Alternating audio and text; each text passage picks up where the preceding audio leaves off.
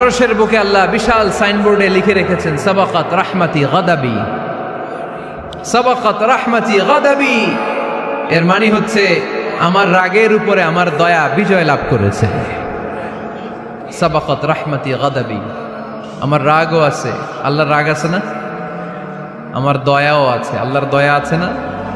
আল্লাহ বললেন আমার রাগও আছে আবার আমার দয়াও আছে, তবে জেনে রেখো আমার রাগের চেয়ে দয়া বেশি। আপনি যত বড় পাপ করেন না কেন, আমাদের জন্য আল্লাহর পক্ষ থেকে দয়া আছে না নাই? বনি ইসরাইলের এক লোক সিরিয়াল কিলার ছিল, খালি মার্ডার করতো, সিরিয়াল মার্ডার, একটা দুইটা তিনটা 10টা 5টা করতে করতে করতে করতে 99টা মার্ডার করেছে। কয়টা? এই এলাকায় আছে না কিরকম কেউ? 99টা মার্ডার। কল্পনা করা যায়? 99 জন মানুষকে সে নিজ হাতে হত্যা করেছে। 99 মার্ডার করার পরে তার মনে ভয় আসলো, হায়রে না জানি আল্লাহ আমার সাথে কেমন আচরণ করে আখিরাতে, আমার তাওবা আছে কিনা কপালে জানি না, আমার তো ক্ষমা নাই, কি করব আমি? তো সে লোকজনদেরকে জিজ্ঞেস করলো আমার ক্ষমা আছে কিনা, এটা কে বলতে পারবে, আমাকে আল্লাহ মাফ করবে কিনা? তারা সবাই বলল এই এলাকায় এক আল্লাহর ওলি আছে, তার কাছে যাও। সে আল্লাহর ওলির কাছে যেয়ে বলে, ও আল্লাহর ওলি, আমি 99টা হত্যা করেছি, 99টা মার্ডার, আমার কপালে ক্ষমা আছে কিনা তুমি একটু বলো। আল্লাহর ওলি কই, কি বললা? 99টা মার্ডার? হায় হায় সর্বনাশ, তোর কোনো ক্ষমা নাই। এবার যে মার্ডার করছে কয় আমার যেহেতু ক্ষমা নাই, তোরে বাঁচায় রেখে লাভ কি, তোরেও দিলাম শেষ করে। এবার সেঞ্চুরি করে ফেলাইছে। কথা বুঝতেছেন? আমার যেহেতু ক্ষমা নাই, তো তোরে বাঁচায় রেখে কি লাভ, তোরেও শেষ করে দিলাম। এবার সেঞ্চুরি। সেঞ্চুরি করার পরেও ভয় আসে না নাই অন্তরে? অন্তরে তো আল্লাহর ভয়, কই যাবে? খুঁজতে লাগলো কে সমাধান দিতে পারবে। একজন বলল ওই এলাকায় একজন বড় আলেম আছে, ওই আলেমের কাছে যাও। সে আলেমের কাছে যেয়ে বলে, আলেম আমি 99টা হত্যা করেছি, এখন আমার বড্ড ভয় হয়, আল্লাহ আমারে মাফ করবে কিনা, তুমি একটু আমারে বলো। আলেম বলে, তোমার গুনাহ যত বড়ই হোক, আমার আল্লাহর দয়া তার চাইতেও বড়। তুমি কি পাপ করেছো, কি অন্যায় করেছো তুমি? তুমি জানো না আমার রব কত মেহেরবান, তিনি কত দয়ালু, তিনি ভালোবাসার আধার, তিনি করুণার আধার। তোমার পাপ অন্যায় যদি হয় খালের পানির সমান, বিলের পানির সমান, আমার আল্লাহর দয়া সাগরের পানির সমান। তুমি যদি তওবার মতো তওবা করতে পারো, ক্ষমার মতো ক্ষমা চাইতে পারো, চোখের পানি ছেড়ে, চোখের পানির বড় দাম, চোখের পানির মধ্যে বিশাল কারিশমা, এটা আল্লাহ খুব পছন্দ করে। 2 ফোঁটা পানি আল্লাহ পছন্দ করে। এক, জেহাদের ময়দানে শহীদের গা বেয়ে ঝরে পড়া রক্তের ফোঁটা। 2 হচ্ছে অনুতপ্ত বান্দার চোখের পানির ফোঁটা। বান্দা যখন অনুতপ্ত হয়ে চোখের পানি ছেড়ে কাঁদে, তার চোখের পানি চোখ বেয়ে নাকের ডগা বেয়ে মাটিতে পড়ার আগেই ওই অনুতপ্ত বান্দার সব গুনাহ আল্লাহ মাফ করে দেয়। সে জিজ্ঞেস করলো আমার ক্ষমা আছে কিনা? আলেম বলে আছে, ক্ষমা আছে। তওবার মতো তওবা কর, তাওবাতান নাসুহা, তওবার মতো তওবা করলে আল্লাহ ঠিকই মাফ করবে। সে এতটাই অনুতপ্ত হলো, এতটাই, সে আল্লাহর কাছে ক্ষমা চাইতে শুরু করলো। আলেম পরামর্শ দিল, তুমি যে এলাকায় থাকো এলাকাটা ভালো না, এলাকাটা ছাড়ো, এখানে সব ডাকাতদের এলাকা, তুমি একটা ভালো এলাকায় যাও, ওখানে যে তওবা করে ভালো মানুষ হয়ে যাও। সে নিয়ত করে কাপড় চোপড় গুছিয়ে ভালো এলাকায় যাবে। ঘর থেকে বেরোয়ার সাথে সাথেই মালাকুল মাউত চলে আসছে, তার রুহু কবজ করে ফেলছে। এখন রুহু কে নিয়ে যাবে? ফাজাআত মালাইকাতুর রাহমা ওয়া মালাইকাতুল আযাব। রহমতের ফেরেশতারাও আসছে, আযাবের ফেরেশতারাও আসছে।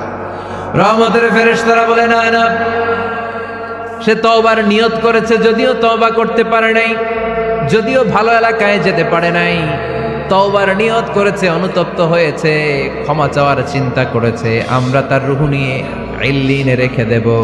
আযাবের ফেরেশতারা বলে না না, 99টা হত্যা করার পরে আরো একটা হত্যা করে সেঞ্চুরি করেছে, এখনো তো ভালোভাবে তওবা করতে পারে নাই, তার রুহুটা নিয়ে আমরা সিজ্জিনের ভেতরে ঢুকায়ে দেব। 2 দল ফেরেশতার মারামারি, এ বলে আমরা নিব, এ বলে আমরা নিব। ঝগড়া আছে না নাই? আল্লাহ বলেন রাখো রাখো, ঝগড়ার দরকার নাই। এক কাজ করো, যেখানে মারা গিয়েছে ওইখান থেকে ফিতা দিয়ে মাপতে শুরু করো। ভালো এলাকাটা যদি কাছে হয় জান্নাতের ফেরেশতারা নেবে, খারাপ এলাকা যদি কাছে হয় জাহান্নামের ফেরেশতারা নেবে। খারাপ এলাকা তো একেবারেই কাছে, ঘর থেকে বের হওয়ার সাথে সাথে মৃত্যু হয়েছে, আর ভালো এলাকা তো অনেক দূর। আল্লাহ জামিনটারে আদেশ দিলেন, জামিন এই অনুতপ্ত বান্দার জন্য তুই ভালো এলাকাটা কাছে চলে আয়, ভালো এলাকাটার জামিনটা তুই সংকুচিত হয়ে যা। যদিও ঘর থেকে বের হয়েছে একেবারে কাছে, খারাপ এলাকা হাজার হাজার মাইল দূরে চলে যা। ফিতা দিয়ে মাপ দিয়ে দেখে সর্বনাশ, ভালো এলাকাটা তো একেবারেই কাছে, খারাপ এলাকাটা অনেক দূরে। আল্লাহর ফয়সালা অনুযায়ী রহমতের ফেরেশতারা তার রূহকে নিয়ে জান্নাতের ভেতরে ঢুকিয়ে দিয়েছে। 99টা হত্যা করার পরে আরো একটা হত্যা করে সেঞ্চুরি, 100টা খুন করছে। আপনি কয়টা করছেন? আমি কয়টা করছি? তো 100টা খুন করে যদি ও মাফ পেতে পারে আমার আল্লাহর কাছ থেকে, আমরা কি ক্ষমা পেতে পারি না? ওর পাপের কাছে আমাদের পাপ কি? কয় ওয়াক্ত নামাজ ছাড়ছেন আপনি? কয়টা মিথ্যা কথা বলছেন?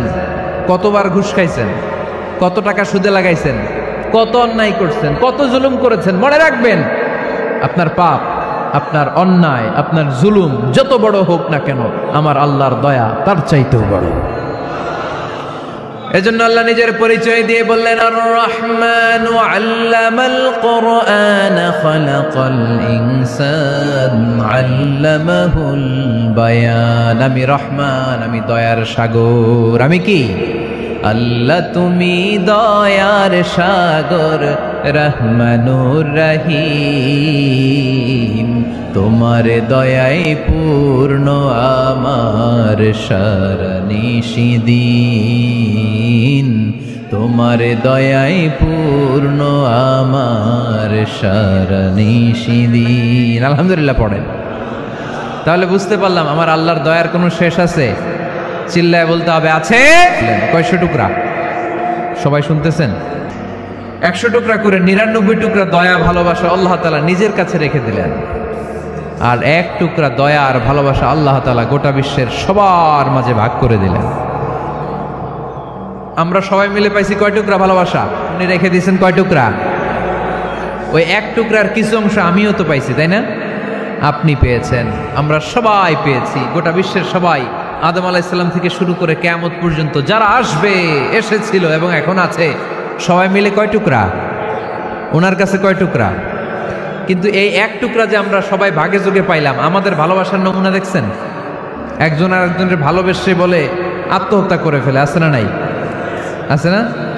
আহা, সালমান শাহ মারা গেছে, এই দেশের কয়েকটা মেয়ে গলায় রশি দিয়ে আত্মহত্যা করছে, শুনছেন?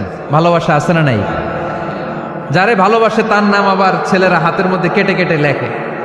শরীয়তপুরে এগুলো নাই, আলহামদুলিল্লাহ। হ্যাঁ, প্লাস দিয়ে লেখে, প্লাস। ধরেন আব্দুল্লাহ প্লাস শামিমা, তো এ প্লাস এস, রক্ত দিয়ে লেখে, রক্ত। আমি অবাক হই, নিডেল, সুই দিয়ে কেটে কেটে লেখে আব্দুল্লাহর এ প্লাস শামিমার এস। কি ভালোবাসা! 1 ভাগ ভালোবাসার ছিটে ফোটা সবাই মিলে পাইছে। এইটা ঠেলা যদি এরকম হয়, তাহলে যিনি 99 ভাগ ভালোবাসা রেখে দিয়েছে তার ভালোবাসা বেশি না কম? আপনাদের এলাকায় মুরগি পালেন না আপনারা? মুরগি যখন বাচ্চা নিয়ে হাঁটে, দেখবেন মুরগি ছানা ধরা যায় না, ধরতে গেলে মা মুরগিটা কি করে? কামড় দিতে আসে। এই ছোট্ট বাচ্চাগুলোর জন্য মা মুরগিটার হৃদয়ের ভিতরে ভালোবাসা ঢুকায় দিল কে? আহা, আমি পত্রিকাতে এমনও দেখেছি, বন্যায় এক মা পানি খেতে খেতে মরে গিয়েছে, কিন্তু শিশুটাকে একটা বালতির মধ্যে চাপিয়ে মাথায় তুলে ধরে রেখেছে। মা পানি খেতে খেতে নিজের জীবনকে বিলিয়ে দিয়েছে, কিন্তু বাচ্চাটা মরে নাই। বাচ্চার জন্য কি ভালোবাসা! এই ছোট্ট বাচ্চার জন্য মায়ের হৃদয়ে জান স্যাক্রিফাইসের মতো এই ভালোবাসা ঢুকাই দিল কে? আমরা আল্লাহ তাআলার রহমতের ভিখারি। আল্লাহর রহমত ছাড়া কেউ কোনোদিন জান্নাতে যেতে পারবে? কোনোদিন নিজের আমল নিয়ে বড়াই করবেন না। আপনারা কি ভাবেন যে আপনার আমল দিয়ে আপনি জান্নাতে যাবেন? কার এরকম ভরসা আছে যে হুজুর আমি এত আমল করেছি, আমার আমলের বদৌলতে আমি জান্নাতে ঢুকবো? কে কে আছেন দেখি আল্লাহর ওলি? আছে এরকম কোন আল্লাহর ওলি? হ্যাঁ, আছে? নাই। আল্লাহর হাবিব বললেন, আল্লাহর রহমত ছাড়া, ভালোবাসা ছাড়া কেউ কোনোদিন জান্নাতে ঢুকতে পারবে? আম্মা জান আয়েশা বললেন, ইয়া রাসূলুল্লাহ আপনিও না? আল্লাহর হাবিব বললেন, না আমিও না। তবে আল্লাহর রহমত আর দয়া সেদিন আমাকে ঘিরে রাখবে। মান নুকিশা উযিবা, যার হিসাব আল্লাহ সেদিন চাইবেন সে ধরা খেয়ে যাবে। সব সময় আল্লাহর কাছে এই দোয়াটা যেন আমরা করি, আল্লাহ কিয়ামতের দিন তুমি আমার হিসাব নিও না, আল্লাহ তুমি আমার বিচার বসিও না, আল্লাহ তুমি দয়া করে আমারে মাফ করে দিও। আল্লাহ যার বিচার করবেন ও জাহান্নামে যাবে, আর যার বিচার করবেন না সে জান্নাতে যাবে। আল্লাহ যদি বিচার করে আর পাই টু পাই হিসাব নেয়, নামাজ পড়লি না কেন, রোজা রাখলি না কেন, মিথ্যা বললি কেন, খাদ্যে ভেজাল দিলি কেন, মাছে ফরমালিন দিলি কেন, যৌতুক খাইলি কেন, ঘুষ খাইলি কেন, উল্টাপাল্টা করলি কেন, জিনা করলি কেন, একটার পর একটা প্রশ্ন বানে যদি সেই ভয়ঙ্কর দিনে আল্লাহ আমাদেরকে জর্জরিত করে, আমাদের কোনো উত্তর আছে? সেদিন আমাদের বাঁচার কোনো উপায় আছে? তাই আমরা সবাই আল্লাহর কাছে দোয়া করবো, আল্লাহ কোনো বিচার টিচার মানি না, কোনো বিচার করতে পারবো না, দয়া করবা। কথা কয় না? কি করবে? এবার আওয়াজ করে বলেন, বিচার চান না দয়া চান? ফাবিআইয়ি আলাই রাব্বিকুমা তুকাযযিবান। আল্লাহ বলেছেন, এই মানব জাতি আর জিন জাতি, আমার কোন নিয়ামতকে তুই অস্বীকার করবি? বল, কোন নিয়ামতকে অস্বীকার করবেন? বলেন, আল্লাহর কোন নিয়ামতকে অস্বীকার করার কোন সুযোগ আছে? ওয়া ইন তাউদ্দু নি'মাতাল্লাহি লা তুহসুহা ইন্নাল ইনসানা লাযালুমুন কাফার। নিয়ামতগুলো গুনতে শুরু করে দাও, গুনতে গুনতে তোমার জীবন শেষ হয়ে যাবে, হায়াত ফুরিয়ে যাবে। আমি আল্লাহর নিয়ামত গুনে কশিনকালেও তোমরা শেষ করতে পারবে? সাগরের জল যদি কালি হয়ে যায়, গাছের পাতা যদি খাতা হয়ে যায়, সাগরের জল নামক কালি দিয়ে গাছের পাতা নামক খাতার উপরে যদি আল্লাহর প্রশংসা লিখতে শুরু করে দেন, আল্লাহ বলে গাছের পাতাও ফুরিয়ে যাবে, সাগরের জলও ফুরিয়ে যাবে, কিন্তু আমার প্রশংসা করে তোমরা শেষ করতে পারবে না। এজন্য আল্লাহর প্রশংসা করতে হবে বেশি বেশি নাকি কম কম? কম কম না বেশি বেশি? ফাবিআইয়ি আলাই রাব্বিকুমা তুকাযযিবান। আমার কোন নিয়ামতকে তোরা অস্বীকার করবি? বল, O mankind and jinnkind, which of my mercy and blessings you wanna deny? আমার কোন নিয়ামতকে অস্বীকার করবি? অস্বীকার করার সুযোগ আছে? নাই। আল্লাহর হাবিব সাল্লাল্লাহু আলাইহি ওয়াসাল্লাম এই সূরাটাকে বড্ড পছন্দ করতেন। সাহাবাদেরকে একবার তিনি এই সূরাটা তেলাওয়াত করে শোনালেন। সাহাবারা চুপচাপ, ঠিক যেমন এখন আপনারা চুপচাপ। আল্লাহর হাবিব বললেন, ও সাহাবারা, তোমরা তো এই সূরা শুনে চুপ করে বসে আছো, কিন্তু তায়েফের ময়দানে জিনদের কাছে এই সূরাটা আমি তেলাওয়াত করেছিলাম, তারা কিন্তু চুপচাপ বসে থাকে নাই। যতবার আমি ফাবিআইয়ি আলাই রাব্বিকুমা তুকাযযিবান পড়েছি, এই আয়াতের বিপরীতে তারা উত্তর দিয়েছে, কারণ এই আয়াতটা একটা প্রশ্ন। It's a question from your lord to mankind and jinnkind. এটা আল্লাহর পক্ষ থেকে মানব জাতি এবং জিন জাতির কাছে রেখে দেওয়া একটা প্রশ্ন। ফাবিআইয়ি আলাই রাব্বিকুমা তুকাযযিবান, আমার কোন নিয়ামতকে অস্বীকার করবি তুই? আল্লাহর কোন নিয়ামত অস্বীকার করার কোনো ক্ষমতা আমাদের আছে? নাই, অসম্ভব। এজন্য এটা একটা প্রশ্ন। আল্লাহর হাবিব বললেন, ও আমার প্রাণের সাহাবারা, তোমাদের সামনে যখন সূরা আর-রহমান তেলাওয়াত করলাম তোমরা চুপচাপ, কিন্তু তায়েফের ময়দানে যখন জিনদের কাছে তেলাওয়াত করেছি তখন তারা চুপচাপ থাকে নাই। যতবার আমি ফাবিআইয়ি আলাই রাব্বিকুমা তুকাযযিবান তেলাওয়াত করেছি, প্রত্যেকটা আয়াত শেষে এই প্রশ্নের উত্তর তারা দিয়েছে। সুবহানাল্লাহ পড়েন। যতবার এই আয়াতটা পড়েছি প্রত্যেকবার এই আয়াত শেষে তারা প্রশ্নের উত্তর দিয়েছে। তারা প্রত্যেকবার বলেছে, লা বিশাইইম মিন নিআমিকা রাব্বানা নুকাযযিবু ফালাকাল হামদু। আল্লাহ, তোমার কোনো নিয়ামত অস্বীকার করার কোনো সুযোগ নাই, সব প্রশংসার মালিক তুমি। আবার যখন এই আয়াতটা আমি পড়েছি আবার উত্তর দিয়েছে, আবার আমি পড়েছি আবার উত্তর দিয়েছে। এরকম একবার নয়, দুইবার নয়, 5 বার নয়, 10 বার নয়, 31 বার এই আয়াতটা তেলাওয়াতের পর পর জিনেরা এই আয়াতের উত্তর আমার সামনে দিয়েছে। সুবহানাল্লাহ পড়ো। লা বিশাইইম মিন নিআমিকা রাব্বানা নুকাযযিবু ফালাকাল হামদু। We cannot deny any of your mercy and blessings. All praises to you. All praises to you. সব ক্ষমতার মালিক একজন, চিল্লায় বলতে হবে, তিনি কে? তিনি হচ্ছেন আল্লাহ। সূরাতু আর-রহমান, সূরার নাম কি? আরো জোরে বলেন। কোরআনের 55 নম্বর সূরা। এটা কত নাম্বার? আয়াত আছে ৭৮টা। কয়টা? সূরাটা মাক্কি সূরা। কি সূরা? এবার প্রশ্ন করি, উত্তর দেন। এই সূরাটা কোরআনের কততম সূরা? ৫৫। আয়াত কয়টা? ৭৮টা। মাক্কি না মাদানী? মাশাআল্লাহ, এই তো আপনারা উত্তর করতে পেরেছেন। এই সূরাটার একটা চমৎকার নাম আছে। বাইহাকী শরীফে আল্লাহর হাবিব সাল্লাল্লাহু আলাইহি ওয়াসাল্লাম ইরশাদ করেন, ইন্না লিকুল্লি শাইইন আরুস ওয়া আরুসুল কুরআনি সূরাতু আর রহমান। আল্লাহর হাবিব বললেন, সবার জন্য একজন নববধূ আছে, কোরআনেরও একটা নববধূ আছে। কোরআনের নববধূর নাম হচ্ছে সূরা আর রহমান। আওয়াজ করে সুবহানাল্লাহ বলতে পারলেন না? নববধূ বোঝেন তো? হ্যাঁ, নতুন বউ। নববধূ মানে কি? আল্লাহর হাবিব বললেন, ইন্না লিকুল্লি শাইইন আরুস ওয়া আরুসুল কুরআনি সূরাতু আর রহমান। সবার জন্য একটা নববধূ আছে, কোরআনেরও একটা নববধূ আছে। কোরআনের নববধূর নাম সূরা আর রহমান। নববধূ যেমনি বাসর রাতে হাতে পায়ে আলতা মেখে, বেনারসি শাড়ি পরে, লিপস্টিক দিয়ে, খোপায় ফুল দিয়ে, জুয়েলারি পরে, অর্নামেন্টস পরে, মেকআপ করে, পার্লারিং করে তার স্বামীর জন্য ওই রাতে সে নিজেকে উজাড় করে সাজায়, ঠিক কিনা? ঠিক তেমনি আল্লাহ তাআলা এই দুনিয়াতে আমাদেরকে কি কি নিয়ামত দিয়েছেন, আবার কি কি নিয়ামত জান্নাতে গেলে দিবেন, তার সব কিছু বর্ণনা করে এই সূরাটাকে তিনি উজাড় করে সাজিয়েছেন। সূরাটার নাম কি? আরো জোরে বলেন, কি নাম? আর রহমান। একটা দুর্বল বর্ণনায় এসেছে, দুর্বল বর্ণনায়, যে আল্লাহ তাআলা, স্বয়ং আল্লাহ তাআলা জান্নাতে জান্নাতীদেরকে এই সূরা আর রহমানটা নিজ কণ্ঠে তেলাওয়াত করে শোনাবেন। আমরা আল্লাহর কণ্ঠের তেলাওয়াত শুনতে চাই কি চাই না? আল্লাহর তেলাওয়াত কি আমাদের মতো তেলাওয়াত? আল্লাহ দেখতে কি আমাদের মতো? লাইসা কামিসলিহি শাই, তার মতো কেউ নাই। তার মতো কেউ আছে? তার মতো কেউ নাই। তিনি তার মতো। তিনি কার মতো? তিনি তার মতো। লাইসা কামিসলিহি শাই। জান্নাতীরা যখন জান্নাতে ঢুকবে, আল্লাহ তাআলা প্রশ্ন করবেন, ও জান্নাতীরা, এই কোরআনে যত নাজ নেয়ামতের বর্ণনা দিয়েছিলাম তার সবগুলো কি তোমরা পাই টু পাই বুঝে পেয়েছো? জান্নাতীরা বলবে পেয়েছি।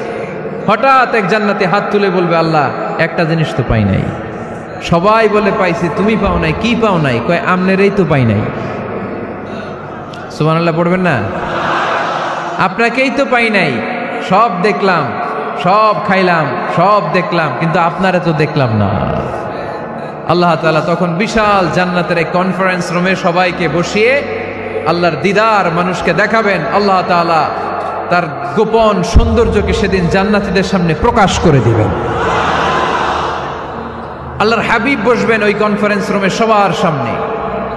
আল্লাহর হাবিবের পেছনে বসবে অন্যান্য নবীরা, তারপরে সোহাদা, সালেহীন, আউলিয়া সবাই বসবে ওই জান্নাতের কনফারেন্স রুমে। আমরাও যেন বসার জায়গায় পাই, আল্লাহ তুমি তৌফিক দিয়ে দিও।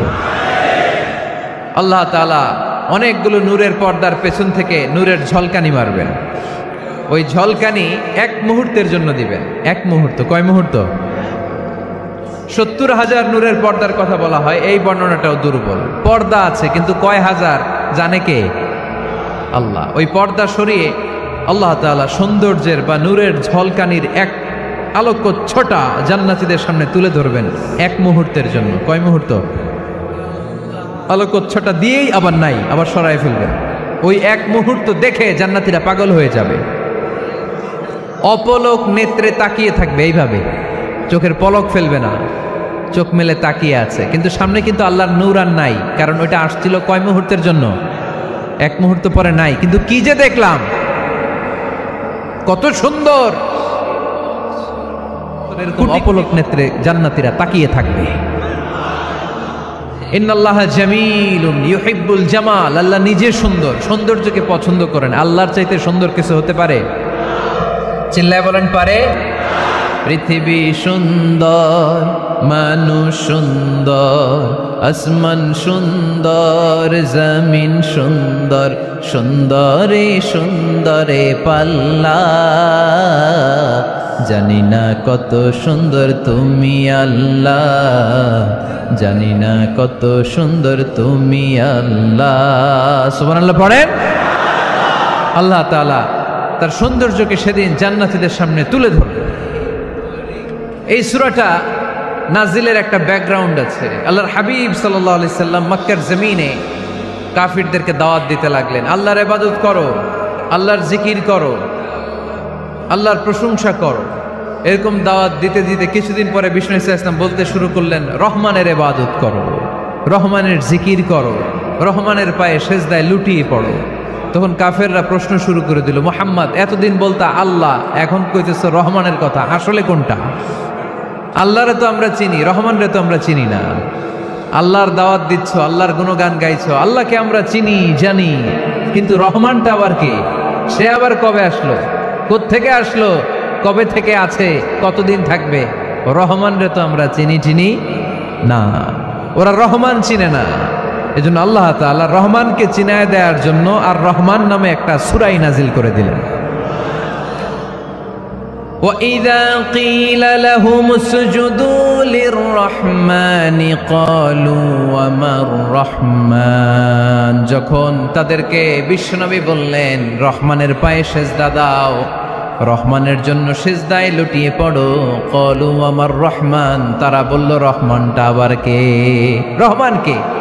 আল্লাহ চিনি, রহমানরে তো চিনি না। এখন রহমানকে এটা চিনানোর দরকার আছে না নাই? রহমানকে এটা চিনানোর জন্য আল্লাহ তাআলা আর রহমান নামে কোরআনে একটা সূরা নাজিল করলেন। চিল্লায় পড়েন আল্লাহু আকবার। কাফেরদেরকে জানানোর জন্য রব্বুল আলামিন সূরা আর রহমান নাজিল করলেন আর বললেন, আর রহমান আল্লামাল কুরআন খলাকাল ইনসান আল্লামাহুল বায়ান। দয়াময় রহমান শেখালেন কোরআন, বানালেন ইনসান, শেখালেন বায়ান। দয়াময় রহমান শেখালেন কোরআন, বানালেন ইনসান, শেখালেন বায়ান। দয়াময় রহমান শেখালেন কোরআন, বানালেন ইনসান, শেখালেন বায়ান। দয়াময় রহমান শেখালেন কোরআন, বানালেন ইনসান, শেখালেন বায়ান। আল্লাহু আকবার। আল্লাহ বলেন রহমান রে চিনো না? আর রহমান আল্লামাল কোরআন খলাকাল ইনসান আল্লামাহুল বায়ান। আমি হলাম রহমান, আমি দয়াময়, আমি মেহেরবান। আমার দয়ার কোনো শেষ নাই, আমার মায়ার কোনো শেষ নাই। আমার দয়া ভালোবাসা ছাড়া এই পৃথিবীতে কোনো কিছু হওয়া সম্ভব। ওয়াসিআত রাহমাতি কুল্লা শাই, সব জায়গায় আমার আল্লাহর রহমত আছে না নাই? আল্লাহর রহমত ছাড়া এক ফোঁটা বৃষ্টি আকাশ থেকে জমিনে ঝরে? আল্লাহর রহমত ছাড়া একটা গাছের পাতা মাটিতে পড়ে? আল্লাহর রহমত ছাড়া একটা শ্বাস আমরা ভেতরে ঢুকাতে পারি? আল্লাহর রহমত ছাড়া পৃথিবীতে কিচ্ছু সম্ভব না। চিল্লায় বলেন ঠিক কিনা? আরশের বুকে আল্লাহ বিশাল সাইনবোর্ডে লিখে রেখেছেন, সাবাকাত রাহমাতি গাদাবি, সাবাকাত রাহমাতি গাদাবি। এর মানে হচ্ছে আমার রাগের উপরে আমার দয়া বিজয় লাভ করেছে। সাবাকাত রাহমাতি গাদাবি, আমার রাগও আছে, আল্লাহর রাগ আছে না? আমার দয়াও আছে, আল্লাহর দয়া আছে না? আল্লাহ বললেন আমার রাগও আছে, আবার আমার দয়াও আছে। এজন্য আল্লাহ তাআলা পবিত্র আল কোরআন আল কারীমের অনেক জায়গায় পাখির কথা বললেন, পাখি দিয়ে আল্লাহ দৃষ্টান্ত দিলেন। সুলাইমান আলাইহিস সালামকে আল্লাহ তাআলা একটা স্পেশাল পাখি দিলেন, ওটার নাম হচ্ছে হুদহুদ। 1000 মিটার উপর থেকেও তার এই পাখির চোখে মেগাপিক্সেল এত বেশি ছিল, জমিনের দিকে নজর করেই জমিনের কত ফুট নিচে মিষ্টি পানি আছে এই পানির সন্ধান সে সুলাইমান নবীকে দিয়ে দিত। সুবহানাল্লাহ পড়েন। কত কিসিমের, কত ধরনের, কত রং বেরঙের পাখি যে আল্লাহ পৃথিবীতে বানিয়েছেন তার কোনো ইয়ত্তা নেই। হামিং বার্ড নামে একটা পাখি আছে, নর্থ আমেরিকাতে পাওয়া যায়, পৃথিবীর সবচেয়ে ছোট্ট সাইজের পাখি। এটা যখন প্রাপ্ত বয়সে পৌঁছে এই পাখিটার সাইজ হয় মাত্র 3 ইঞ্চি। কয় ইঞ্চি? পৃথিবীর সব পাখি সামনের দিকে উড়ে, আর এই হামিং বার্ড সামনেও যেমনি উড়ে পিছনের দিকে উঠতে পারে। সুবহানাল্লাহ কইলেন না? এই পাখিটা প্রতি সেকেন্ডে তার পাখা ঝাপটায় 80 বার। কয়বার? আমি আপনি আমাদের হাতগুলো 1 সেকেন্ডে ঝাপটাতে পারবো কয়বার? 4 বার, সবচেয়ে বেশি হলে 5 বার। আর এই পাখিটা প্রতি সেকেন্ডে তার ডানা ঝাপটায় 80 বার। চিল্লায় এখন সুবহানাল্লাহ। আলপিন সুইফট নামে একটা পাখি আছে, সাউথ ইউরোপের আল্পস পর্বতমালার পাশে এই পাখিগুলো পাওয়া যায়। গোটা বিশ্বে এটাকে সুইফট বার্ড বলে, সুইফট বার্ড। এই সুইফট বার্ড একবার শূন্যে উড়াল দেওয়া শুরু করলে 8 মাস উড়ন্ত অবস্থায় থাকতে পারে। আবার কোনো প্রয়োজনে পৃথিবীতে নেমে আসে, আবার উড়াল দিলে আবার 8 মাস, আবার নেমে আসে, আবার উড়াল দিলে আবার 8 মাস। সুবহানাল্লাহ পড়েন। হোমা বার্ড নামে একটা পাখি আছে, যে পাখিটা উড়ন্ত অবস্থায় ডিম পেড়ে দেয়, আর ওই ডিম জমিনে পড়ার আগেই উড়ন্ত অবস্থায় শূন্যে থাকতে ওই ডিম ফুটে বাচ্চা বেরোয়, ওই বাচ্চাও আবার শূন্যে উঠতে শুরু করে দেয়। এজন্য রব্বুল আলামিন বলেন, আওয়ালাম ইয়ারাউ ইলাত তায়রি ফাওকাহুম সাফাতিন ওয়া ইয়াকবিদ মা ইউমসিকুহুন্না ইল্লার রাহমান ইন্নাহু বিকুল্লি শাইইম বাসীর। নাস্তিকগুলো কি পাখির দিকে নজর করে তাকায় না? কেমন করে তাদের উপর দিয়ে পাখাগুলো মেলে দিয়ে তারা উড়ে বেড়ায়। সাফাতিন ওয়া ইয়াকবিদনা, পাখাগুলো ডানাগুলো মেলে দেয়, আবার ডানা ঝাপটায়। এই পাখিগুলোকে শূন্যে কেউ ধরে রাখে নাই, ধরে রেখেছে একজন, তিনি হলেন আমার আল্লাহ। তিনি কে? এই যে পাখিগুলো শূন্যে উড়ন্ত অবস্থায় থাকতে পারে, ওদেরকে শূন্যে উড়ন্ত অবস্থায় রাখলো কে? জোরে বলেন কে? ছোট্ট হাঁসের বাচ্চা পৃথিবীতে আসার সাথে সাথে কেমন করে পানিতে সাঁতার কাটে? কে এই হাঁসের বাচ্চারা শিখালো যে তোর ডানা ঝাপটাতে হবে, পা নাড়াতে হবে? শিখালো কে? গাভীর পেট থেকে বাছুর বের হয়েই গাভীর ওলানের মধ্যে ঢু মারে। কে ওরে শিখালো ওই জায়গায় ঢু দে, ওইখানে ঢু মারলেই তোর রিজিক বেরোবে? কে শিখালো? সুবহানাল্লাহ কইতে মন চায় না? এজন্য আল্লাহ বললেন, ওরা কি পাখির দিকে তাকায় না? পাখির দিকে তাকালে তো পৃথিবীর কোন মানুষ নাস্তিক থাকতে পারে না। পাখিকে আরবিতে কি বলে বলেন তো দেখি? হ্যাঁ, কি? তয়ের। হ্যাঁ, তয়ের। আর বিমানকে আরবিতে কি বলে কে জানেন? তয়ের, তয়রান, তয়ের একই জিনিস। বিমান আরবিও যা, পাখি আরবিও তা। Birds and aeroplane maintain the same flying mechanism while flying. পাখি আর বিমান যখন আকাশে উড়ে একই সিস্টেমে উড়ে। এজন্য এই পাখির উপর রিসার্চ করে বিমান আবিষ্কার হয়েছে। সুবহানাল্লাহ পড়েন। কিন্তু আফসোসের বিষয় হচ্ছে আমরা বানাতে পারি নাই, এটা বানিয়েছে ইহুদিরা। উইলভার রাইট অর উইল রাইট, দুই ভাই মিলে বিমান বানিয়েছে 1903 সালে। ইউনাইটেড স্টেটস অফ আমেরিকার নাগরিক, এই দুই ভাই মিলে তারা বিমান বানিয়ে ফেললো।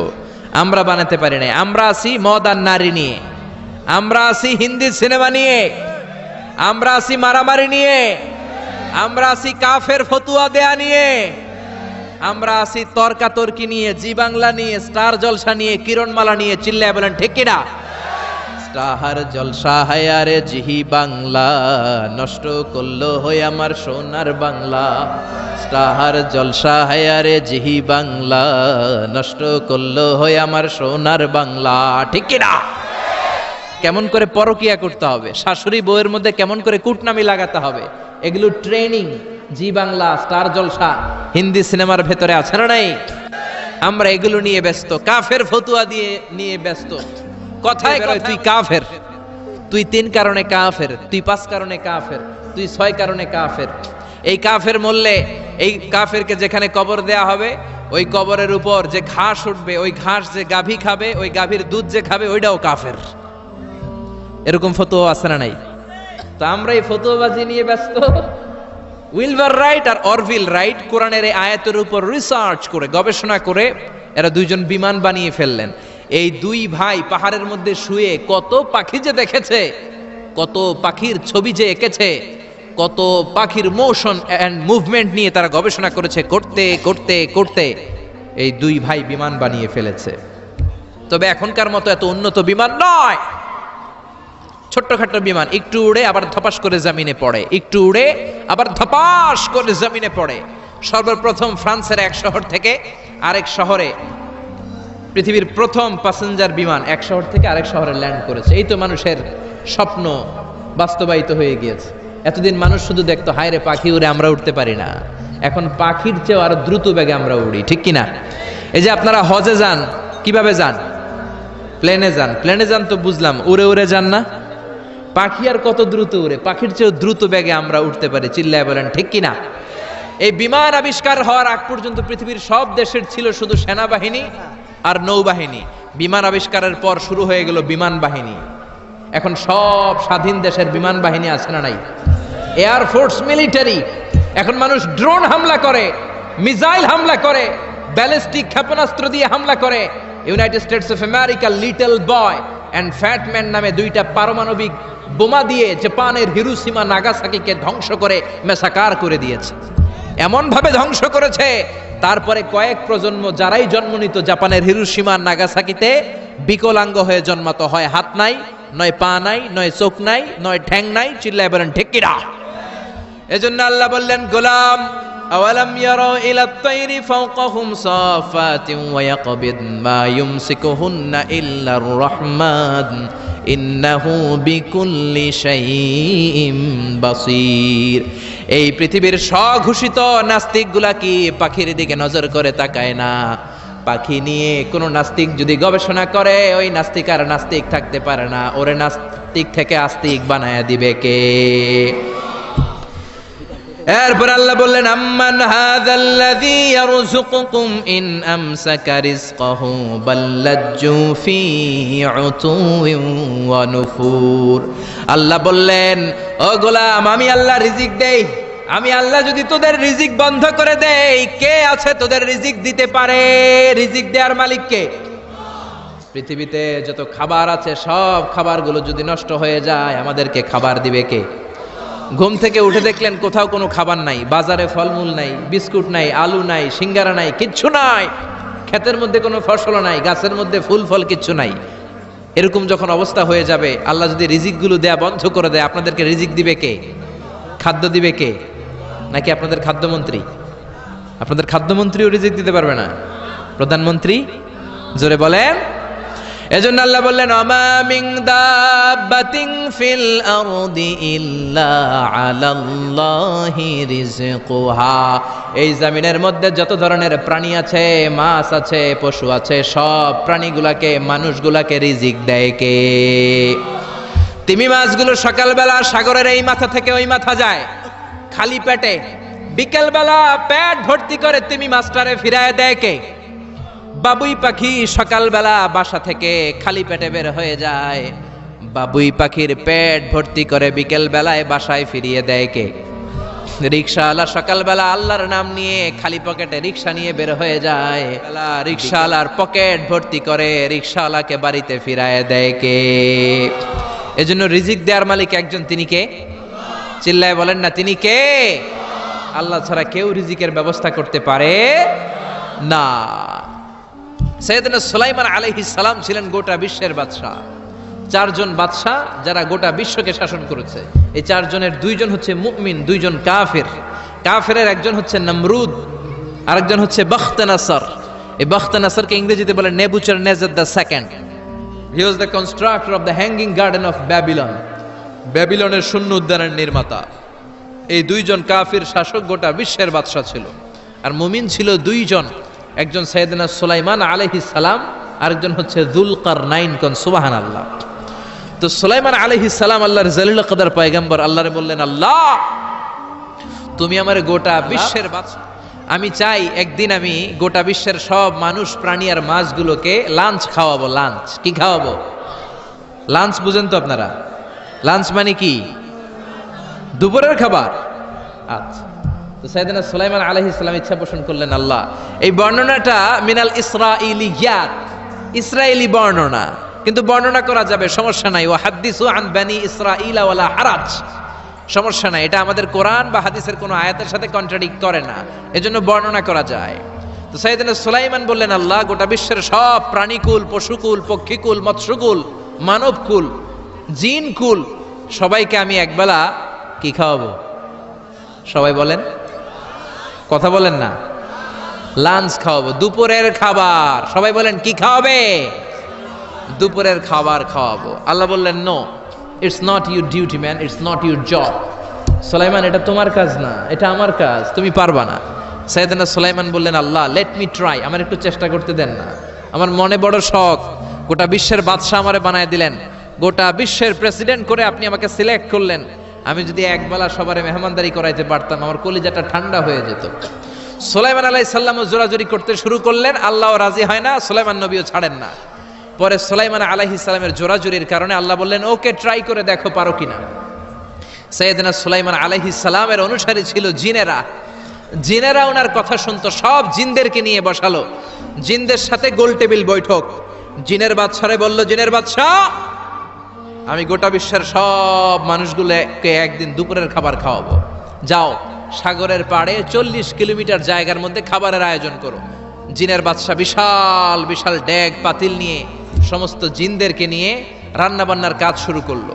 আফ্রিকার জঙ্গল থেকে আস্ত আস্ত গরুগুলোকে এনে ফ্রাই করতে আরম্ভ করলো, হরিণগুলোকে রোস্ট করতে আরম্ভ করলো, সাগরের তিমি মাছগুলোকে ভুনা করতে শুরু করলো, আকাশের বড় বড় পাখিগুলোকে রোস্ট করতে শুরু করলো। 40 কিলোমিটার ব্যাপী জায়গা নিয়ে খাবার তৈরি করা হচ্ছে, কারণ সাইয়েদনা সুলাইমান আলাইহিস সালাম গোটা বিশ্বের মানুষকে, গোটা বিশ্বের প্রাণীগুলোকে একদিন দুপুরের খাবার খাওয়াবে। তো 40 কিলোমিটার জায়গার মধ্যে খাবারের আয়োজন করা হলো। সাইয়েদনা সুলাইমান আলাইহিস সালাম বললেন, রান্না করতে থাকো। করতে করতে বিশাল রান্নার স্তূপ, বিরিয়ানির স্তূপ, খিচুড়ির স্তূপ, পোলাওয়ের স্তূপ, রেজালার স্তূপ, ঝাল গরুর মাংসের স্তূপ, কোরমার স্তূপ, সব কিছুর স্তূপ করা হলো। ফল মূল মাছ মাংস এনে স্তূপ করা হলো 40 কিলোমিটার এরিয়া নিয়ে। কয় কিলোমিটার? সবাই বলেন কয় কিলোমিটার? সব যখন রান্না শেষ, চলে এলো সেই মাহেন্দ্রক্ষণ, সেই মাহেন্দ্র দিন, যেদিন তিনি আপ্যায়ন করাবেন। সাইয়েদনা সুলাইমান আলাইহিস সালাম উদ্বোধনী ভাষণ দিবেন, মানে উদ্বোধন করবেন। খাবার উদ্বোধন করা লাগবে না, এটা তো গোটা বিশ্বের মানুষ খাবে, মহাবিশ্বের সব প্রাণী খাবে। উনি উদ্বোধনী বাক্যে বললেন, আমি বেশি কিছু বলতে চাই না। মাছেরা লাইন ধরবে সাগরের এদিক দিয়ে, পাখিরা লাইন ধরবে ডান দিক দিয়ে, মানুষ লাইন ধরবে বাম দিক দিয়ে, জিনেরা লাইন ধরবে সামনে দিয়ে, আর বনের পশুরা লাইন ধরবে জঙ্গলের এদিক দিয়ে। লাইনে লাইনে আসো, তোমাদেরকে খাবার দেয়া হবে সকাল থেকে সন্ধ্যা পর্যন্ত, যার যত মনে চায় পেট ভর্তি খাবার দেয়া হবে। ইন দ্য মিন টাইম সাগরের ভেতর থেকে এক বিশাল আকৃতির তিমি মাছ হা করে ডেকে বলল, সুলাইমান, আমি লাইন টাইন মানি না। কি মানি না? তুমি তোমার উদ্বোধনী বক্তব্যে বলেছো লাইন ধরে খাবার নিতে হবে, আমি লাইন টাইন মানি না। আমার পেটে প্রচন্ড ক্ষুধা, আমি লাইন মানি না, খাবার দাও। সাইয়েদনা সুলাইমান আলাইহিস সালাম বললেন, আমি নবী মানুষ, আমি বেলাইন করতে পারি না। সাইয়েদনা সুলাইমান বললেন, আমি লাইন ছাড়া খাবার দিতে পারি না। তিমি মাছ বলে, আমি লাইন মানি না, আমার পেটের ভেতরে এত ক্ষুধা, ক্ষুধার জ্বালায় আমি মরে যাচ্ছি। তোমার এই মেহমান খানায় এসে খাবারের অভাবে আমি যদি তিমি মাছ মারা যাই, কিয়ামতের দিন আল্লাহ তোমারে ছাড়বে না রে সুলাইমান। সুলাইমান আলাইহিস সালাম পড়ে গেছে বিপদে। হায় হায়, আসলে যেটা যদি মরে যায় তাহলে তো সমস্যা, ব্যাড রেকর্ড হয়ে যাবে, ঠিক কিনা? তো উনিও লাইন মেনটেন করতে বলতেছেন, তিমি মাছও লাইন মানবে না, বেলাইন। কিছু লোক আছে এরকম, পুলিশ দাঁড়ায় আছে, র্যাব দাঁড়ায় আছে, ওর মধ্যে বেলাইন করে ফেলায়, আছে না নাই? তিমি মাছ বলে, আমি লাইন টাইন মানি না। তো সুলাইমান আলাইহিস সালাম বললেন, ঠিক আছে, সবার জন্য লাইন, শুধু এইটার জন্য বেলাইন। উনি ঘোষণা দিলেন, যাও এটারে খাবার দাও। তো তিমি মাছ বলল, সুলাইমান, আমি এই যে আমার মুখটাকে, বিশাল মুখটাকে হা করে রেখেছি, আমার মুখের ভেতরে জিনদেরকে বলো খাবার ঢুকায় দিতে, যতক্ষণ না আমার পেট ভরবে আমি হা করে থাকবো, চিল্লায় কোন আল্লাহু আকবার। সাইয়েদনা সুলাইমান বললেন, যাও আফ্রিকার জঙ্গলের যে গরুগুলো রোস্ট করেছো, একটা রোস্ট এই তিমি মাছের পেটের ভেতরে ঢুকিয়ে দাও। জিনের বাদশা যে রোস্ট ঢুকায় দিছে, ওইটা হা করেই আছে।